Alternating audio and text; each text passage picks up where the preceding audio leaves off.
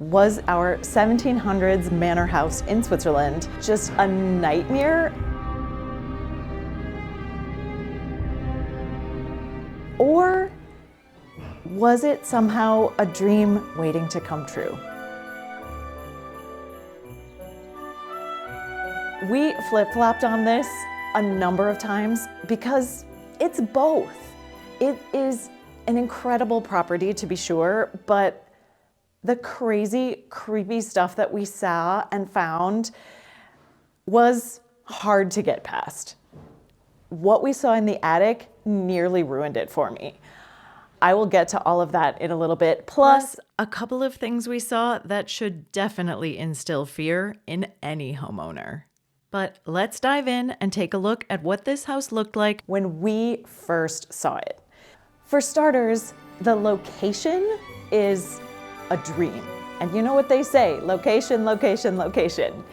It's in an area that we already loved, and when you pull up to it, it makes quite an impression. We first walked in and went into the yard, which is another dream for me. I was so excited to have a yard, a place for the dogs and to hang out outside, to have a garden again. And an enclosed yard in Switzerland is rare. From there, we could see the adorable little house that's also part of this property. I've got another video walking through that. So on this video, I'm going to focus primarily on the main house. From the yard, the exterior of the house is even more stunning, with architecture that is exactly what I had envisioned for my ideal home. Then we went inside and the nightmare began. Now, I'm standing in the basement in what would have been a cellar for vegetables and potatoes, probably something like that. It's got gravel on the ground, and it at the time was chock full of some scary stuff.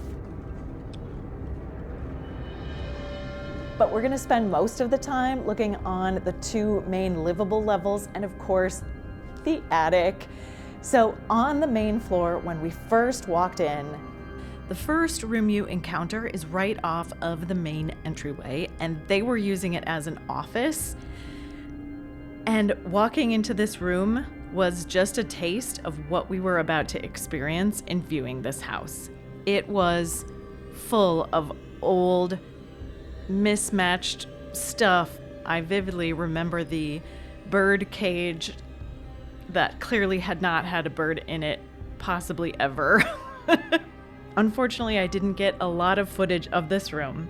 But as we moved on, the next door you encounter is the guest bath, the sort of toilet and sink room.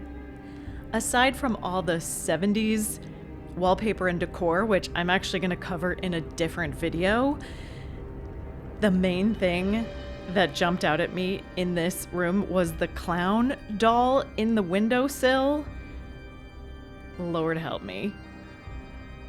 The whole feel of every room and the hallways, especially with the wood paneling throughout and minimal lighting, it was very dark and it was also quite musty, which just added to this overall experience.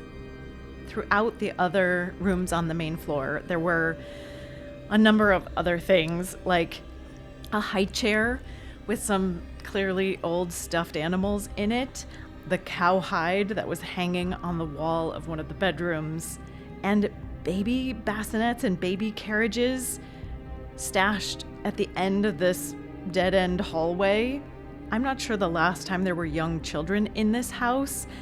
It's been a very long time, so all of this stuff that seems to be for kids and babies was particularly unnerving.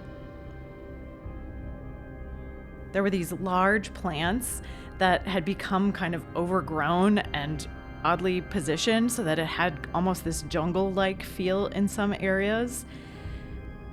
And in this room, seemed to become kind of a storagey, catch-all kind of room. A lot of the things I'm highlighting here is just stuff. And if you can look past the stuff, there were signs that this place had some real magic that just needed to be uncovered. The historic coat hanging area in the entryway made of thick old beams, really beautiful doors, and wooden accents throughout. The historic oven in the central area, as well as connecting a couple of the bedrooms, is a really cool feature. It has high ceilings and even built-in elements, built-in cabinets and shelves in various places, and details that you just don't find anymore.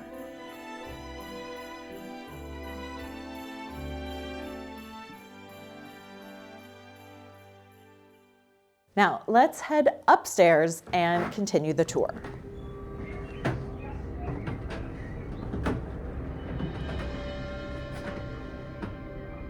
Upstairs, at the top of those creaky stairs, you find the kitchen, which honestly had some bottles and cans of things that I think could probably kill a person.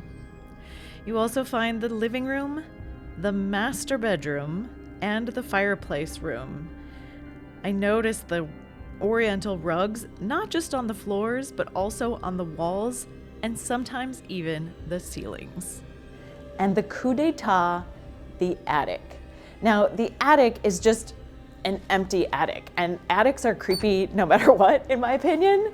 It just had cobwebs and this old antenna and beams, a big empty space.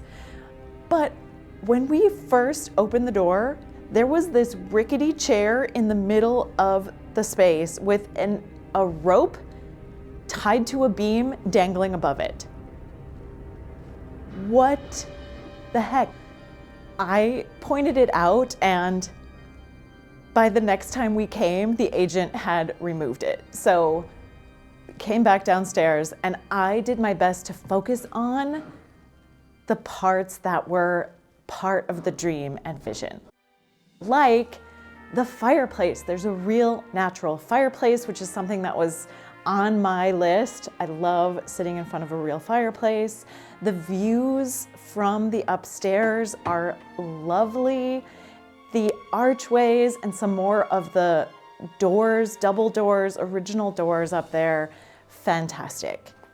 Plus there was a patio on the upper level overlooking the backyard, which was already a selling point for me, being able to spend time outside like that.